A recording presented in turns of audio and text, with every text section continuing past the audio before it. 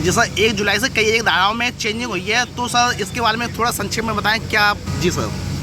अभी देखिए कि भारत में जो अपराध के लिए दंड का प्रावधान था, वो कानून जो थे वो कानून अंग्रेज़ों के समय के बने हुए कानून थे, आईपीसी, सीआरपीसी और एविडेंस एक्ट। उसको अब भारत सरकार ने उसमें चेंजेस किए हैं। एक तो उनके नाम बदल गए, अब उनका नाम भारतीय न्याय संहिता और भारतीय नागरिक सुरक्षा संहिता और भारतीय साक्ष्य अधिनियम 2023 इस नाम से ये प्रतीत हुए। इस संहिता में कई अपराध की धाराएं जो प्रचलन में नहीं थी वो समाप्त हुई हैं। कई धाराओं के जो अलग अलग परिभाषित थे वो आपस में मर्ज कर दी गई हैं। कुछ अपराध के सज़ा में उनका जो समयावधि उसकी वृद्धि की गई है।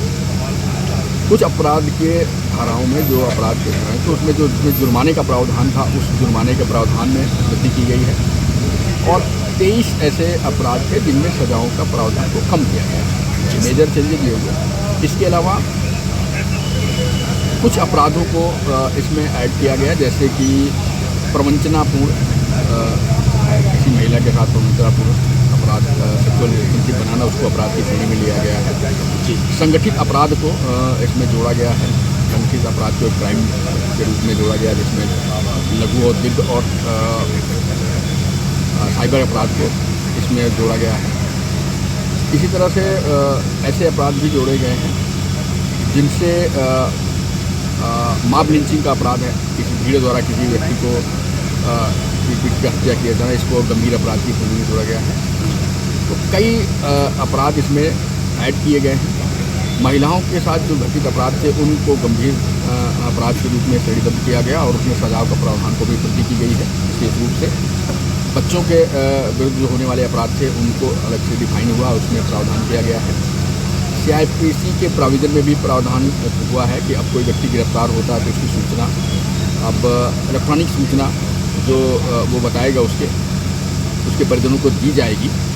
वादी जो मुकदमे का वादी होगा उसके द्वारा जो अपना मोबाइल नंबर यहाँ पे ऐड किया गया होगा वो ऑटोमेटिकली उसके मुकदमे की प्रगति उसको जरिए मैसेज उसको मिलती रहेगी।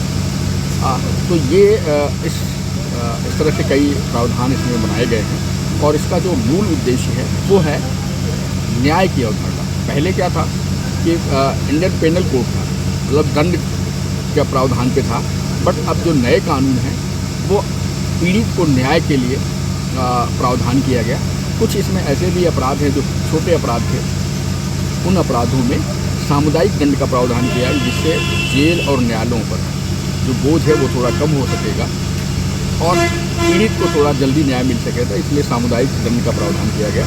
तो ये इस तरह से एक परिवर्तन हुआ और आज से 1 जुलाई से पूरे देश में ये कानून लागू हो गया, बदल गया। और आज से जब आप थाने पर आप किसी अपराध की सूचना लेकर जाएंगे तो अब वो भारतीय न्याय संहिता में अभियोग पंजीकृत किए जाएंगे और अब वो आईपीसी जो इंडियन पेनल कोड था उसमें न होकर के भारतीय न्याय संहिता में होगा और भारतीय नागरिक सुरक्षा संहिता के तहत जो उसका प्रोविज़न किया गया उस पर कार्रवाई की जाएगी। जी सर, जैसे कुछ दिन पहले का मामला है और अभी तक दर्ज नहीं हुआ थाने में, तो वो मामला किन धाराओं में दर्ज होगा? अभी जो देखिए 30 तारीख मध्यरात्रि से पूर्व 30 जून 2023 की मध्यरात्रि से पूर्व की कोई अगर घटना का समय पूर्व का है तो वो एफआईआर अभी आईपीसी में ही चलती रहेगी। 1 जुलाई मध्यरात्रि 1 जुलाई से जो अपराध घटित होंगे वो अपराध बीएनएस भारतीय न्याय संहिता के धाराओं में पंजीकृत किए जाएंगे, लेकिन पुराने जो अपराध के समय अगर अपराध का पुराना है तो वो अभी तक आईपीसी में चलेगा। ठीक, धन्यवाद।